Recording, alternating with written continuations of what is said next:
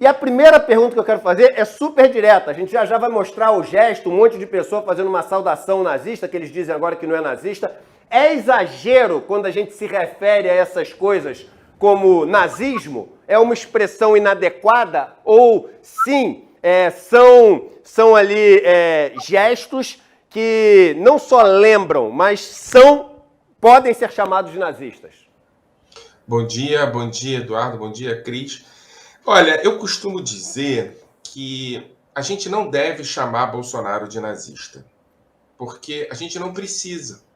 Quem fala que o Bolsonaro é nazista é o Bolsonaro. Quer dizer, se você pega uma descrição dos últimos 15 anos da carreira política do Bolsonaro, você vai ver, do Bolsonaro, tá? Não estou falando dos alunos do Porto Seguro, do Bolsonaro.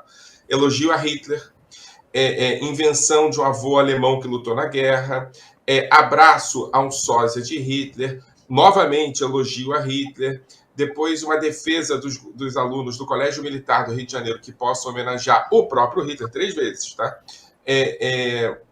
Adoção de uma gramática nazista, a ideia do Brasil acima de tudo, depois a frase famosa do trabalho liberta, depois o Goebbels aparecendo lá numa atuação improvisada do secretário de Cultura. Eu acho que seria absolutamente surpreendente se, com o navio afundando do bolsonarismo, a gente não visse o surgimento de grupos abertamente neonazistas no bolsonarismo. Porque o Bolsonaro é isso. Quer dizer, é exagero, não é exagero? Pergunta ao Bolsonaro. Se você escuta o Bolsonaro dizendo esteticamente, gramaticalmente, que o bolsonarismo é isso, o nazismo é só estético, o bolsonarismo também é só estética, a gente vai perceber que não é a gente que tem que chamar o Bolsonaro de nazista. É o Bolsonaro que se assume nazista durante muito tempo. Então, é absolutamente natural que quando essa derrota se consolidou, a gente percebe que os caras estão saindo do armário. Eu me surpreendo com os que se surpreendem, sinceramente. Cris. Michel, bom dia. Deixa eu rapidamente falar, olha que eu ganhei ontem aqui. Opa, que felicidade. Espero que você goste. Aqui para recomendar o livro do Michel. Michel, a gente falou, né? Nós estamos diante de um personagem que claramente adota comportamentos, frases e, com isso, faz propaganda do nazismo. A Alemanha lidou com isso num cenário, inclusive, muito mais trágico e dramático, né, da história mundial. Como é que se faz? Quais são os instrumentos, Michel, para evitar que isso aumente, tome uma proporção maior do que já tomou na sociedade brasileira? Como é que uma sociedade democrática impede a propagação do nazismo? Ô, Cris, se você me permite, eu queria voltar à última frase que você disse. Eu peguei o finalzinho que você estava dizendo, que você estava conversando com o Eduardo, sobre política e militares, não é? Você diz, olha, tem um elemento aí que é um elemento de transformação do partido militar num partido legítimo, etc. e tal. Qual é a ideia dos militares? A ideia dos militares, né, é produzir a militarização da política. E aqui eles se encontram numa espécie de uma interseção com a extrema-direita neonazista. A extrema-direita neonazista não reconhece a ideia de uma sociedade civil. Não existe sociedade civil.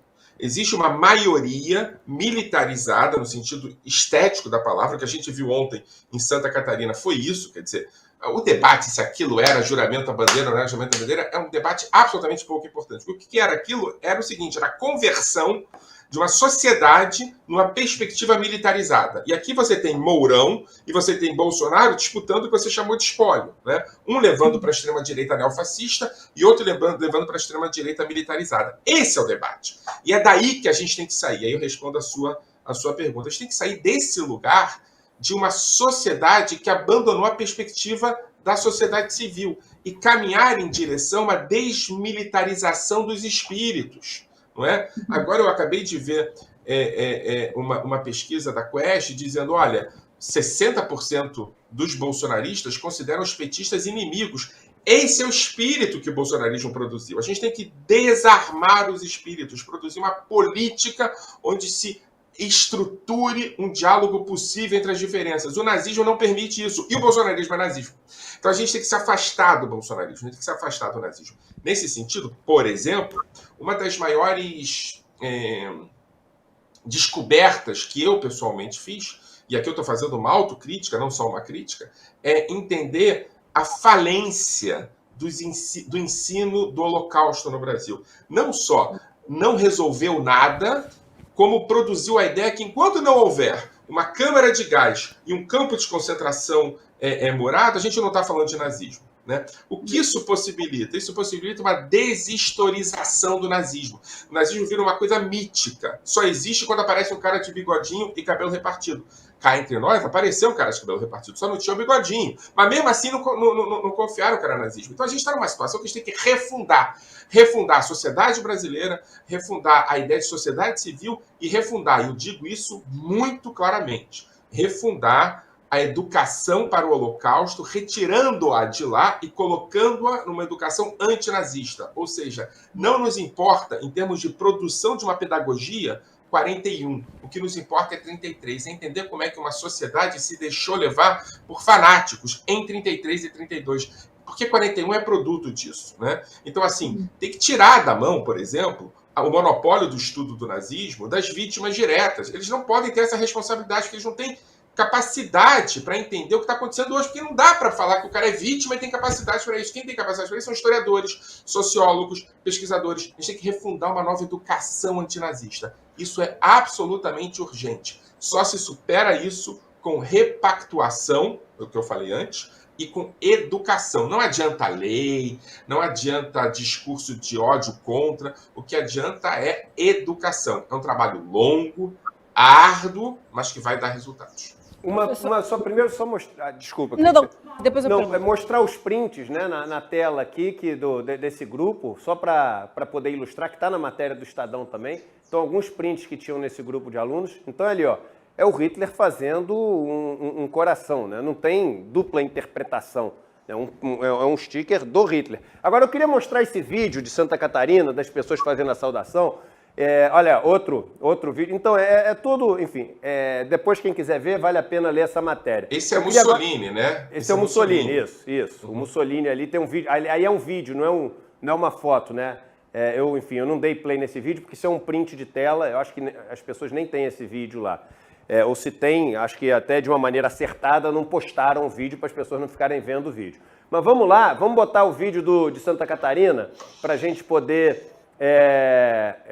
mostrar o que... No Paraná ou Santa Catarina? Fêmea, aquela parada que serve para lavar louça. Olha o tiro. Aqui, ó.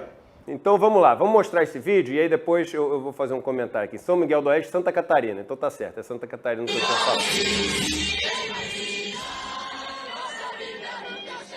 Então isso são, enfim, aí você tem um grupo aí, parece pelo menos mais de 1000 pessoas, todas agindo de maneira igual, com o braço ali direito levantado, enquanto toca o hino nacional. Aí um ponto, acho que tá bom, gente, tá bom já aqui para fazer a pergunta. A pergunta é a seguinte, começou a discussão depois, o seguinte, não, isso é saudação à bandeira, não é? Pô, mas saudação à bandeira não tem bandeira, a mão é no horizontal, não é para cima. Começou essa discussão toda. E você, enfim, falou agora uma coisa que é muito interessante, falou que isso é o menos importante. Eu queria te passar primeiro para você analisar um pouco isso que aconteceu, mas eu tive uma fala outro dia, Michel, que é o seguinte, o que a gente vai fazer com os grupos neonazistas que se estruturaram, cresceram e estão espalhados de uma maneira operacional, se reunindo toda semana, se encontrando, se comunicando no WhatsApp. Não deveria ter uma força-tarefa da Polícia Federal, alguma coisa, assim, realmente tendo isso como um assunto sério que tem que ser enfrentado imediatamente e urgentemente? Ou não, a gente não precisa se preocupar porque são pequenas células e tá tranquilo que Bolsonaro saindo, devagarzinho eles se dissolvem também. Eu posso estar completamente errado, mas eu acho que teria que ter um enfrentamento, porque eu acho que esse negócio se organizou muito, né? Então eu queria que você analisasse essa cena e dissesse como a gente deveria agir com esses muitos grupos neonazistas que estão hoje organizados, estruturados e operacionais. Edu, olha só. O bolsonarismo tem duas camadas. A camada da superfície eu chamo de galhofa. É uma espécie de programa de auditório, não é? Ele fala bobagem, as pessoas riem, ele incorpora o elemento que é o elemento do homem que fala a verdade, do tiozão que fala o que pensa, etc. E tal. E a camada do subterrâneo é a camada ideológica do bolsonarismo, não é? A camada onde as estruturas se produzem a partir de uma perspectiva coerente ideológica. A camada do subterrâneo é nazista, tá? O que acontece eventualmente é que quem dirige a camada da superfície é o subterrâneo. Ele que leva, ele que coloca. Não é à toa que há uma gramática neonazista na campanha de Bolsonaro desde 2017. Não é à toa que Bolsonaro lança sua candidatura fazendo um discurso absurdo, que a Cris vai ler a análise que eu faço desse discurso no livro, dentro de um clube judaico. Não é? Isso tudo é muito estratégico. O que está acontecendo ultimamente é que essa mediação entre galhofa e nazismo, ela está perdendo força, porque o Bolsonaro está perdendo força. Então o que acontece é que o subterrâneo, como que um esgoto que vaza, chega à superfície sem mediação. Não tem mais galhofa, o Bolsonaro está desesperado, o Bolsonaro tem medo de ser preso, o Bolsonaro está triste, o Bolsonaro já não tem mais energia vital. Isso é uma categoria nazista muito importante, de análise do nazismo. Não tem mais. Então o que está acontecendo é que essas coisas estão saindo, né? Então assim, é claro que a estética nazista que você viu em Santa Catarina é uma estética nazista, né? A ideia de você cantar o hino com a mão direita erguida e participar de uma comunidade de pessoas fazendo a mesma coisa te dá a impressão de que você está produzindo uma energia vital de estabelecimento de um novo país exclusivamente verde e amarelo de pessoas que concordam com você. É absolutamente nazista, não tenha dúvida alguma. O que eu brinquei é que a pergunta é, essas pessoas que estão lá, né, o fulano e o cicrano, o José e a Maria que estão lá levantando o braço, sabem disso? Provavelmente não. Isso importa pouco, porque eles fazem parte de uma gramática nazista que é vendida para as bases como o todo. E é essa base, aqui eu vou para a sua segunda pergunta, desculpando já por ter me alongado na primeira, essa base que está preocupada em se mostrar como base, está preocupada em receber sinais de encorajamento, essa base produziu o que eu estou chamando de Disneylândia do nazismo. O Brasil virou uma Disneylândia do nazismo. Bolsonaro deu sinais, desde a sua posse, de que eles são bem-vindos. Os grupos neonazistas cresceram no Brasil 400%. É o maior crescimento do mundo de grupos neonazistas. Não há país onde houve mais crescimento do que o Brasil nos últimos 4 anos. É claro que a gente tem um neonazismo estruturado. E aí, eu não estou falando do cara que levantou o braço, né? Eu estou falando de grupos neonazistas, de grupos estruturados. Por exemplo, uma das células mais fortes do neonazismo no Brasil é a célula de Niterói. Tem uma célula enorme em Niterói que só cresce, né? No interior de São Paulo você tem outras células enormes, né? A professora Adriana Dias fez esse levantamento. A única possibilidade de você acabar com isso, eu estou me referindo às células neonazistas organizadas, é polícia. Sem dúvida alguma, é polícia. E rápido, né? Agora, a má notícia é que isso não vai terminar com esse ambiente neonazista produzido por Bolsonaro. Eu volto a dizer, esse cara, durante a campanha eleitoral, elogiou Hitler. Esse cara, antes da campanha eleitoral, produziu Hitler como modelo de liderança. É disso que a gente está falando. E o que vocês estão vendo aí é resultado, não é indireto, é direto disso. Ele está discutindo. Se lembra da história do bebê leite? Se lembra da história do cara que fez o White Power? A gente produziu esse ambiente. O que a gente está vendo é resultado disso. Então, assim, é polícia imediatamente e educação para mediar a situação. É sobre isso que eu queria te perguntar, professor. Bom dia. O senhor falou de educação imediatamente, né? E nesse exemplo que o Edu trouxe para a gente da escola Porto Seguro, o que a escola menciona ali no final é que ela repudia qualquer tipo de ação, enfim, nazista, nem fala nazista, fala racista. Racista e tal. Mas é muito pouco que a escola se comporte só como uma nota de repúdio, porque a gente está falando de adolescentes que deveriam saber, estudam sobre o nazismo na escola, deveriam estar mais bem informados. Como é que as escolas devem atuar também num cenário diante desse? Uma nota de repúdio é muito pouco. Estudou pouco nas escolas, deviam estudar mais. E tem outra coisa também, né? Quer dizer, você tem aí, por assim dizer, combatentes avançados do bolsonarismo, né? Quais são eles? São aqueles caras que fazem podcast, aqueles liberais, pseudo-liberais de internet que ficam falando bobagem. E qual é o elemento básico desses caras? O elemento básico desses caras, né, é de que é preciso garantir a liberdade de expressão. Agora, vejam o que é liberdade de expressão. A liberdade de expressão é liberdade de expressão, para eles, de alguém que fala sobre o extermínio do outro e o outro tem que respeitar que ele fale sobre o extermínio dele. É disso que a gente está falando. Estou me referindo aqui a Monark, mas não só a Monark. Né? Esse final de semana, um professor de economia da UERJ falou bastante sobre isso em outro podcast. Vale a pena a gente entender isso. Quer dizer, o discurso sobre liberdade de expressão chegou nas escolas. E nas escolas particulares, de elite. Né?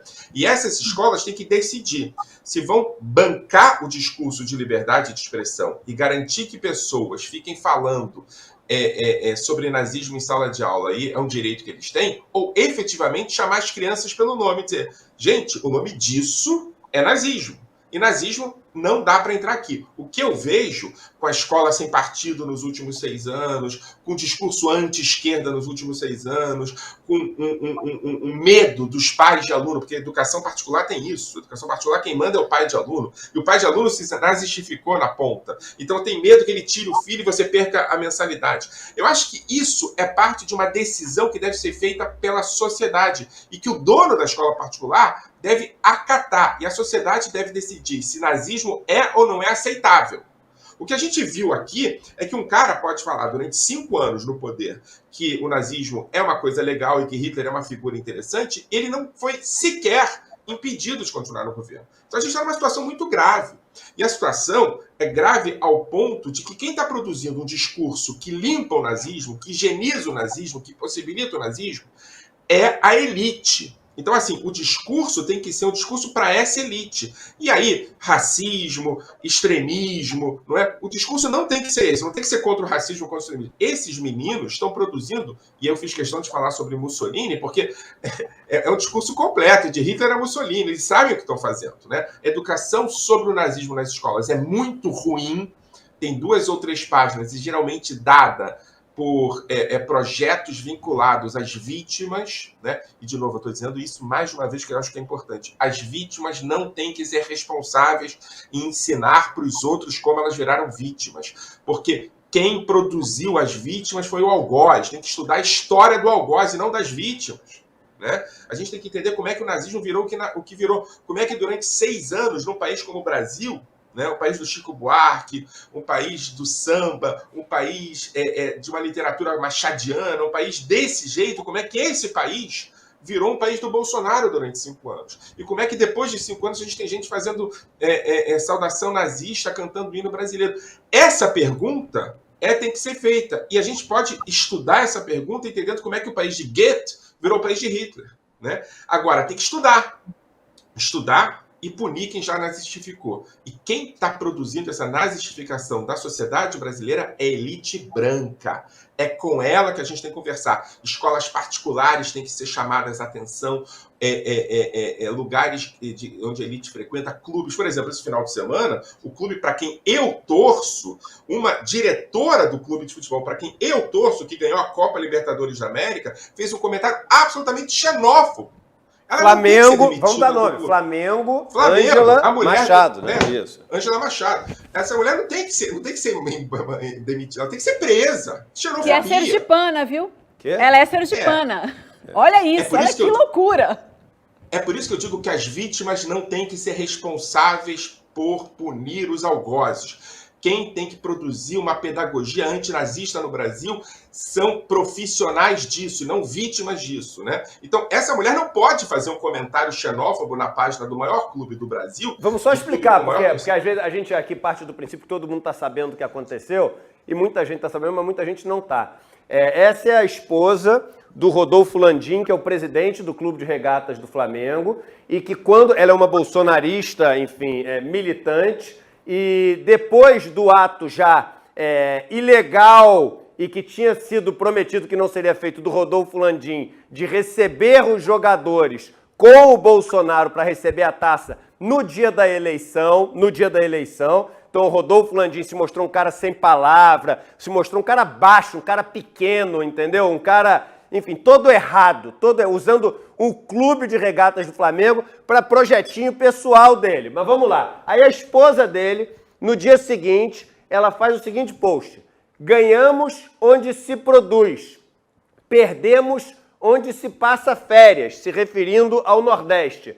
Bora trabalhar, porque se o gado morrer, o carrapato passa fome, chamando os nordestinos de carrapatos que ficam, enfim, sugando o sangue do Nordeste. Então, foi assim. E ela é sergipana, eu fiquei sabendo também esse final de semana. E é diretora de responsabilidade social do Flamengo. Olha que repugnante, que loucura. Então, só pra gente contextualizar, desculpa, Michel, só te interromper, porque às vezes a gente fala de um assunto aqui, mas as pessoas não sabem do que a gente está falando. Então, pode continuar, perdão. É desumanização, é produção de estigma. Se você produz essa narrativa sobre nordestinos igual à narrativa que se produzia sobre judeus na Alemanha, você vai ver que não tem diferença alguma. A ideia de que o judeu é vagabundo, de que o nordestino é vagabundo, de que o negro é vagabundo, isso tudo está consistentemente dentro do discurso dessa elite. É preciso intervir, é preciso produzir um discurso antinazista nas escolas particulares, nos clubes particulares, porque senão a gente vai começar a adotar esse discurso, que é uma falácia, é o discurso da falácia, que é o discurso da liberdade de opinião. Não há liberdade de opinião quando o outro é afetado na sua saúde, na sua segurança. Não há liberdade de opinião sobre a necessidade de matar o outro, de extinguir o outro, de ofender o outro. O que há é crime. Então as coisas têm que ser tratadas. Educação de um lado e punição do outro. Perfeito. Cris, quer completar, Cris? Bom. Eu tenho mais uma rápida pergunta ainda, porque esse assunto, de fato, Michel, é de grande complexidade e um grande desafio que está posto para a sociedade brasileira. Eu te pergunto o seguinte: você falou que a polícia, se combate isso com polícia, só que aí mais uma camada de dificuldade. E quando a polícia já está contaminada, ou pelo menos parte dela está contaminada por esse discurso, como é que se faz? Então, Cris, eu queria falar duas coisas, se eu tenho tempo para isso. A primeira questão é o seguinte: quem produz a polícia, de uma polícia de Estado para uma polícia de governo, quem produz dentro da polícia uma prática miliciana, e a gente viu isso com a Polícia Rodoviária Federal, assim, essa história de dizer que o Bolsonaro não é nazista, etc. Então, a gente está falando de um governo que tomou para si realmente um manual de nazificação. É muito impressionante, né? E um dos elementos fundamentais desse manual é produzir na polícia uma milícia para o presidente, né? Que na Alemanha foi SS, né? Com eventos mais graves. Mas a PRF, vamos imaginar o que vai ser se a PRF conseguir se consolidar como milícia de um governo que se eterniza no poder, né? A gente viu uma polícia que está produzindo de maneira clara e consistente, impossibilitando que os caras vão votar nas eleições. Imagina o que vai acontecer daqui a 50 anos, 30 anos, 20 anos, 10 anos, se nada fosse feito, né? Então, eu acho importante entender que quando a gente chama Bolsonaro de miliciano, a gente se lembra muito do que acontece no Rio de Janeiro. Mas quando eu chamo Bolsonaro de miliciano, eu me lembro do que acontecia em Berlim. É desse tipo de miliciano que eu estou falando. É um cara que patrimonializa a polícia. E aí você tem toda a razão, né? A polícia ainda não está patrimonializada. A Polícia Rodoviária Federal, aquela polícia que coloca o cara dentro de uma câmara de gás e joga um homem negro lá dentro para morrer, essa polícia ela está completamente patrimonializada. Está na mão do Bolsonaro. Tá? Mas as polícias, Cris, estão rachadas. A polícia militar, né, as polícias militares não estão dominadas pelo bolsonarismo. Você tem elementos muito importantes lá dentro dominados pelo bolsonarismo, sim, mas você tem grupos que estão resistindo a isso, né? As polícias civis também, e principalmente a Polícia Federal. A Polícia Federal está disputando um lado garantindo a dignidade e outro lado garantindo, por assim dizer, uma dimensão ideológica neofascista dentro da sua estrutura. É preciso fortalecer o lado bom das polícias. E é preciso fazer uma reforma grande. Olha, o Lula está chamando para conversar a sociedade brasileira, né? Gente de todos os lados, gente de todos os níveis, gente que está disposta a partir para uma desfascistização. É isso que a gente precisa fazer. A gente precisa entender que é preciso conversar com a polícia, é preciso transformar a polícia em um elemento de diálogo e não transformá-la em inimigos. Nesse sentido, é preciso fazer uma reforma da polícia conversando com os policiais. Não há como fazer punição uma polícia funcionando como miliciana. E a polícia tem elementos milicianos dentro dela. E não é porque Bolsonaro é miliciano, é porque Bolsonaro funciona produzindo milícia. Ele não é só originário das milícias, ele produz milícia. Ele é originário das milícias do Rio de Janeiro, mas ele produz as milícias, eu posso garantir para você, Cris, no próximo livro que eu estou escrevendo, isso vai estar mais claramente descrito, que ele produz essas milícias de governo dentro das polícias a partir de uma perspectiva de modelo alemão dos anos 30. Garanto a você que é esse o projeto, né? E foi esse projeto que foi derrotado pelo Lula nessa vitória, que foi uma vitória, a gente acho que tem que falar sobre isso um pouco, uma vitória absolutamente heróica, né? Porque a dominação que se produzia na sociedade brasileira por essas perspectivas estava andando a passos largos. Professor, muito obrigada pela sua participação. Mesmo. Foi em cima da hora, mas foi ótimo, Edu. Estou recebendo pelo WhatsApp. Isso. A gente estava com uma audiência de mais de 30 mil pessoas ao vivo aqui, uma audiência gigante, muito importante ter tido a sua participação aqui com um tema que é absolutamente chave, né, nesse momento que a gente está vendo. Te agradeço muito o pronto atendimento aí. Eu agradeço pelo convite, contem comigo e vamos nos comprometer com essas mudanças, que elas são mais possíveis do que eram.